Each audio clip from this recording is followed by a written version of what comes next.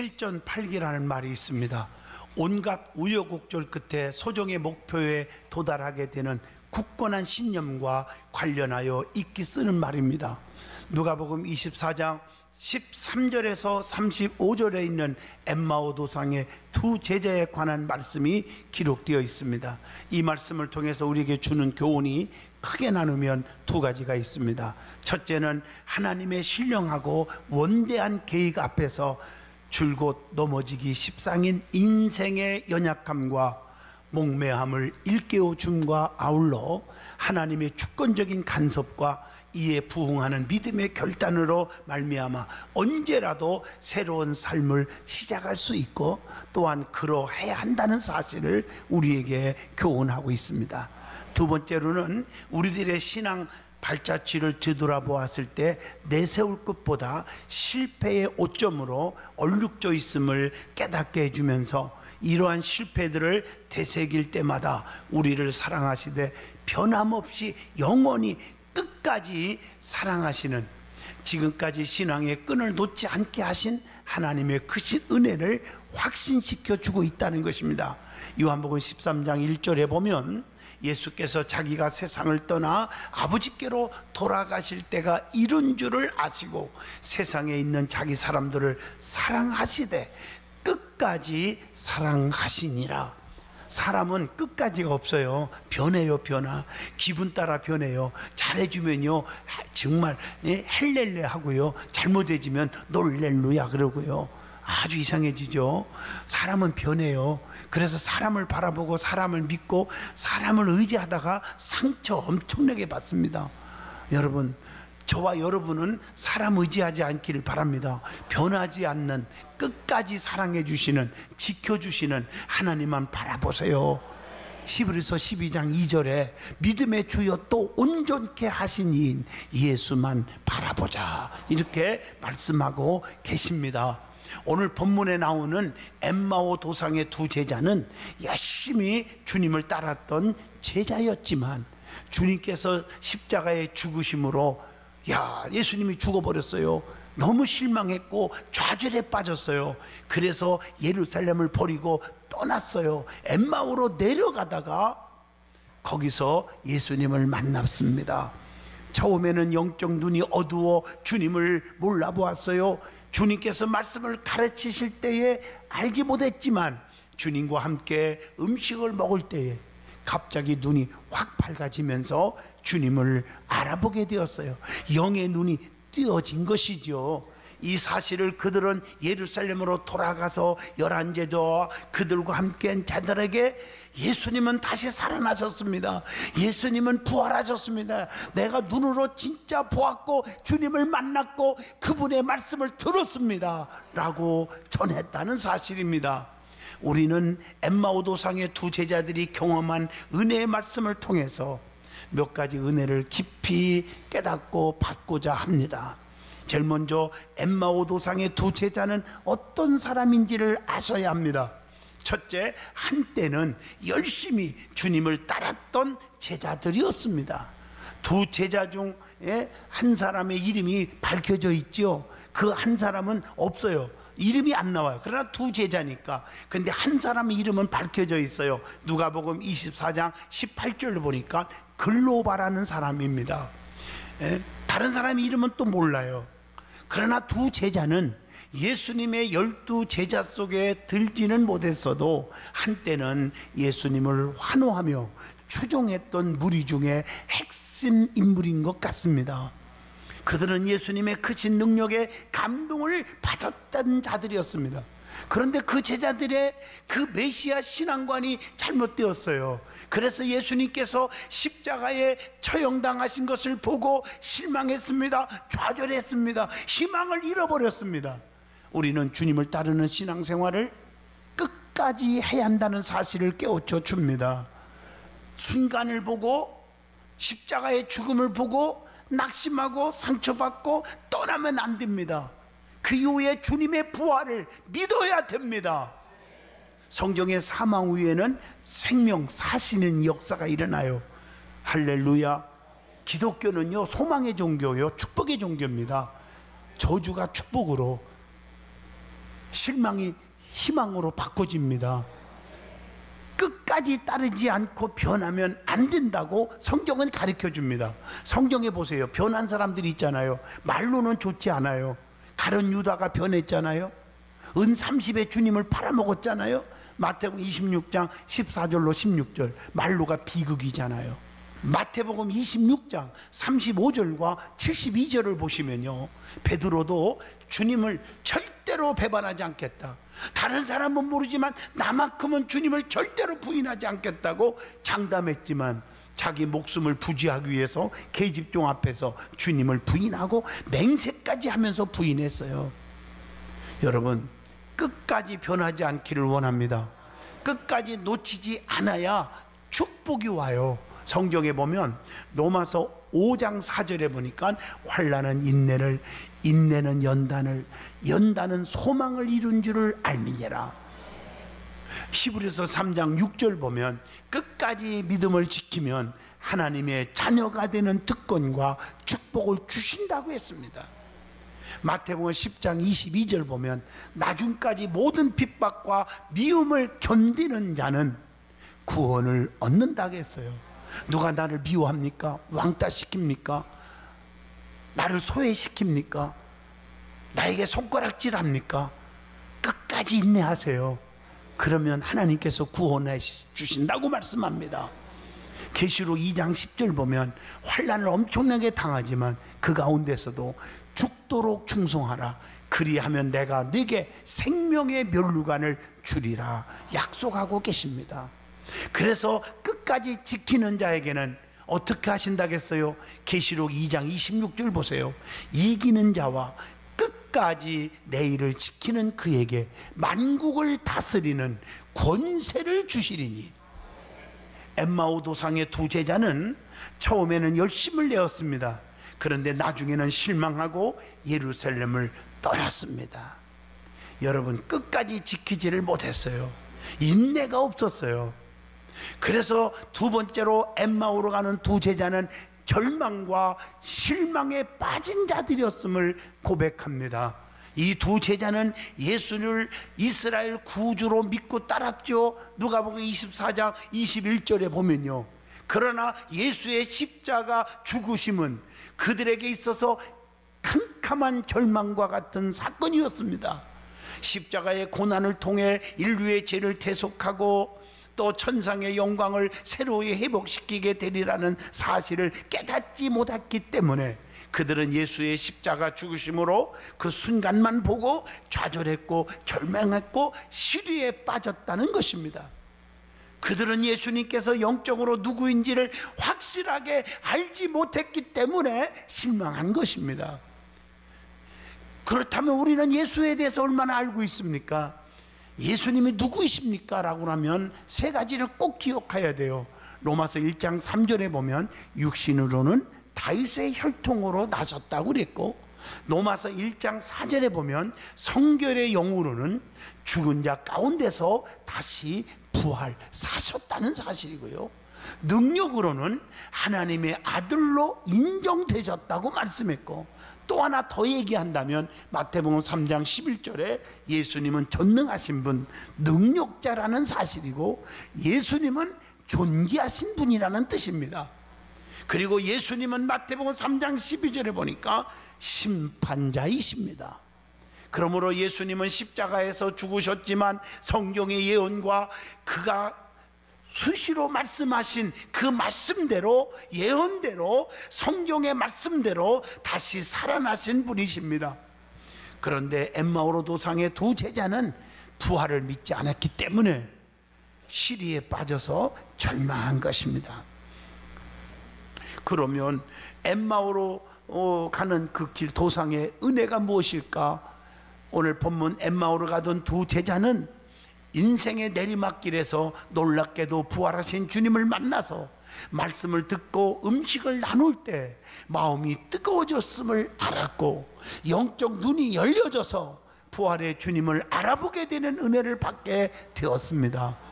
그러면 구체적으로 어떤 은혜가 임했는지 말씀을 드리고자 합니다. 첫째로 누가복음 24장 29절에 말씀한 것처럼 엠마오 도상의 은혜는 주님과 함께 유하는 은혜였습니다. 여러분, 함께 유한다 하는 말은 그 뜻을 해석하면 함께 머무른다, 같이 한다, 동거한다, 이런 뜻입니다. 동행 중에 계신 주님은 제자들에게 말씀으로 권유하셨습니다. 누가복음 24장 23절에서 27절의 말씀입니다. 주님께서 말씀으로 여러 가지 권유를 하신 것이 성경에 수도 없이 나오잖아요. 여러분, 말씀을 잘 보세요. 특히 예수행전, 마태, 마가, 누가, 요한복음 잘 보세요. 예수님의 말씀으로 권유한 말씀들이 나오잖아요. 그게 뭘까? 첫째, 마태복음 25장 23절 보면 선한 일을 격려하는 말씀이 있잖아요. 우리 하나님도 우리를 격려해 주고 있어요. 그리고 위로해 주시는 말씀이 있어요.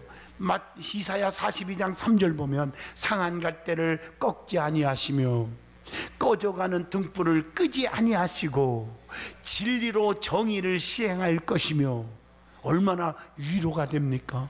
호세아 6장 1절 보면 오라 우리가 여호와께로 돌아가자. 여호와께서 우리를 찢으셨으나 도로 낫게 하실 것이며 우리를 치셨으나 다시 싸매어 주실 것임이니라. 이게 하나님이십니다. 뿐만 아니라 계시록 3장 16절 보면 책망으로 권유하시는 말씀도 있었습니다. 때로는 용기를 주는 말씀도 있잖아요. 여호수아 1장 6절로 9절 보면 강하고 담대하라, 담대하라, 자로나 우리나 지치지 말라. 그러면서 이사야 42장 3절로 4절 보면 계속적으로 말씀하잖아요. 그는 세하지 아니하며 낙담하지 아니하며 세상에 저희를 세우기에 이르르니 섬들이 그 교훈을 앙망하리로다. 우리에게 희망과 용기를 주고 있습니다.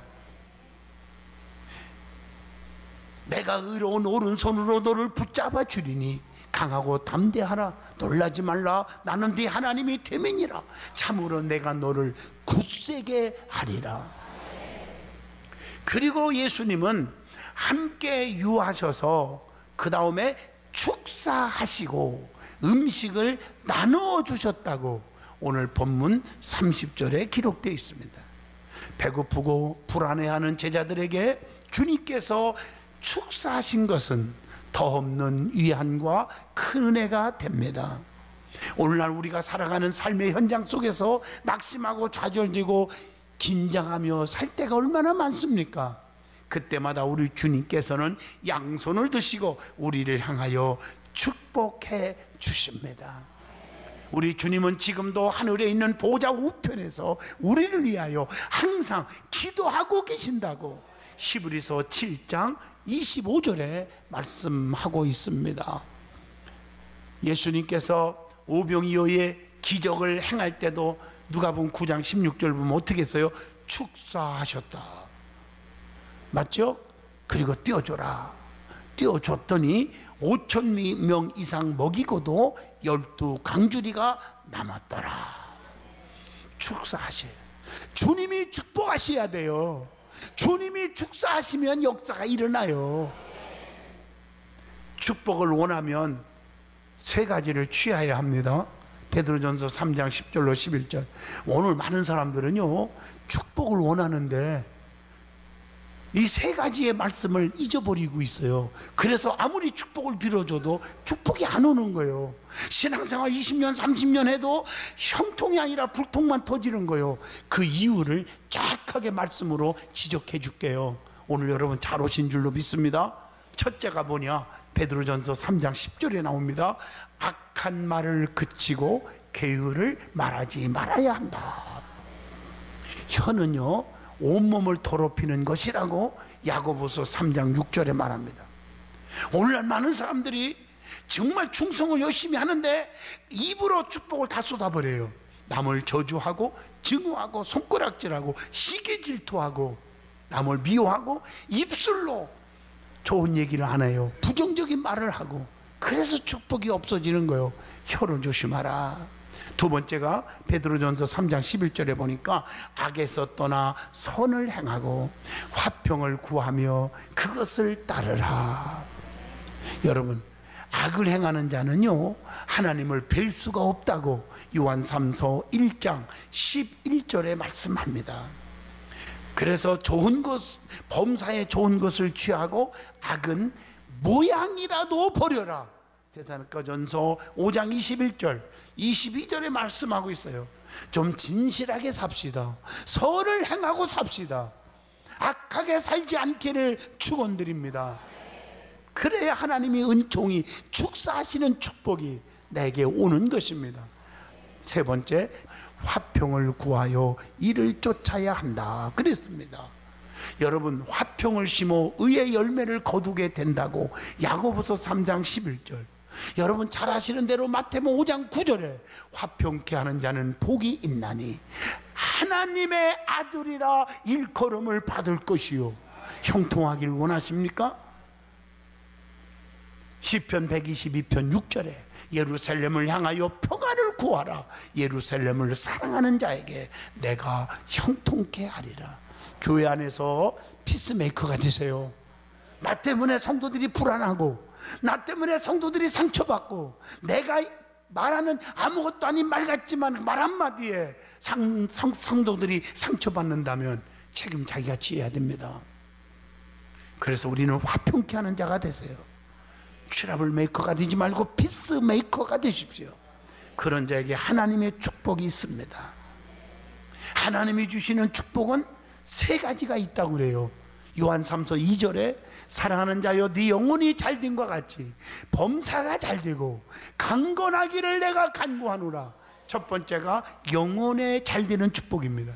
죽을 영혼이 생명으로도 구원 얻는 것, 요한복음 3장 17절. 그 다음에 범사에 잘되는 축복이에요. 여러분, 징계는 때로는 유익을 주게 되는 거예요. 히브리서 12장 10절 말씀, 모든 것을 합력하여 선을 이루느니라. 로마서 8장 28절 말씀처럼 시련이 결국은 우리를 축복받게 해줍니다. 고린도후서 12장 7절의 말씀입니다. 그래서 환난과 핍박 중에도 성도는 신앙 지켰네라고 찬양을 하는 것입니다. 세 번째가 강건의 축복입니다. 우리의 몸은 하나님의 성령이 거하시는 성령의 전이라고 고린도전서 6장 19절에 말씀합니다. 예수님은 여러 병든 자들을 고치셨잖아요. 마태복음 4장 24절 죽어가는 자를 살리셨잖아요. 그러므로 성도는 주님의 축복을 받아야 합니다. 세상을 의지하지 말고 주님만 의지하여야 합니다. 자, 두 번째, 엠마오 도상의 은혜는 영적인 눈을 밝게 하는 은혜였습니다. 본문 31절입니다. 세상에는 두 가지 소경이 있습니다. 마가복음 10장 46절 앞을 보지 못하는 소경, 또 하나는 하나님의 세계를 모르는 영적인 소경. 본문의 두 제자는 예루살렘에서 나올 때 영적인 눈이 어두워져서 불행했습니다. 육신의 눈은 떠져 있지만 영의 눈이 뜨지 못했습니다. 성도가 신앙의 눈이 어두워져 있을 때 최대 불행해지는 것입니다. 영적으로, 그래서 계시록 3장 18절 보면 안약을 사서 눈에 바르라고 말했습니다. 사도 바울은 우리의 마음의 눈을 밝혀서 주님을 보기를 원한다고 했습니다. 여러분, 오늘 영의 눈이 뜨어지기를 바랍니다. 그래서 영적인 세계를 볼 수 있기를 원합니다. 스데반 집사님이 돌로 맞아 순교할 때도 얼마나 아팠겠어요. 그런데 영의 눈이 떠졌기 때문에 인자가 하나님 우편에 앉아있는 것을 보았다고 고백합니다. 그래서 내가 불쌍한 게 아니라 돌로 찍는 저들이 불쌍한 거예요. 아버지, 저들의 죄를 용서하여 주옵소서 라고 외치지 않았습니까? 시편 13편 1절에 3절에 보면 다윗은 눈을 밝혀달라고 그래서 기도한 것입니다. 오늘날 마태복음 21장 25절처럼 실상은 소경인 자들이 얼마나 많습니까? 신앙생활을 오래 했다고 하면서 육의 눈은 뜨어져 있는데 영의 눈이 어두워서 하나님을 바로 보지 못하고 신앙생활 바르게 하지 못하고 살아가는 자들이 얼마나 많습니까?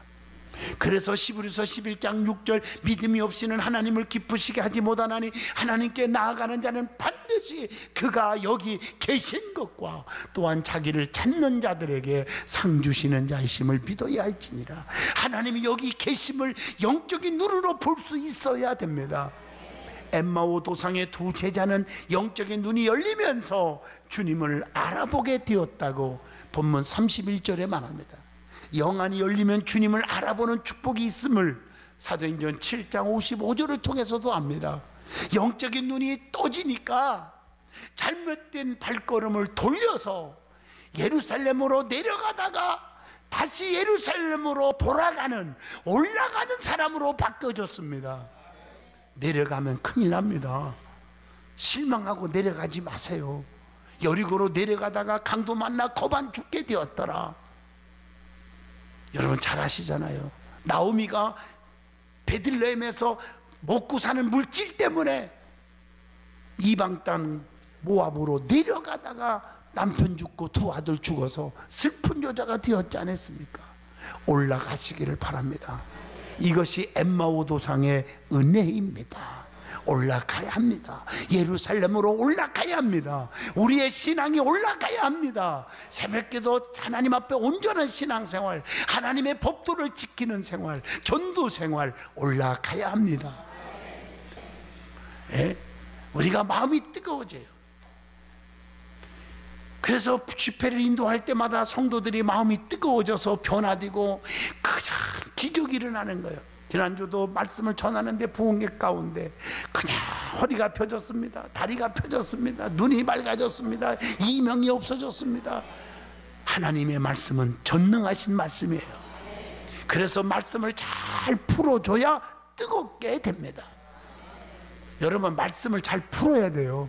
하나님의 말씀은요, 하나님의 뜻과 섭리가 있어요. 왜 이 말씀을 줬는지 그걸 발견해야 됩니다. 예를 든다면 이론적으로 지식적으로 아는 것 중요한 게 아니에요. 성경을 천독을 해야 무슨 소용이 있습니까? 하나님의 뜻과 하나님의 섭리를 발견하지 못하면 잘못되는 것입니다. 할렐루야. 예를 들어서 여러분 문둥병자 얘기만 해도 어떤 사람은 문둥병에서 병에서 고침받았습니다. 아니면 한 명이 감사했습니다. 이게 포커스가 아닙니다. 주님이 우리에게 전해주고 싶은 말씀은, 자, 다 고침받았는데 사마리아 사람 한 사람 외에는 다 어디 갔느냐? 사마리아 사람들은 자칭 예수쟁이들, 하나님 잘 믿는다고 하는 사람들이 짓밟았어요. 무시했어요. 상종도 안 했어요.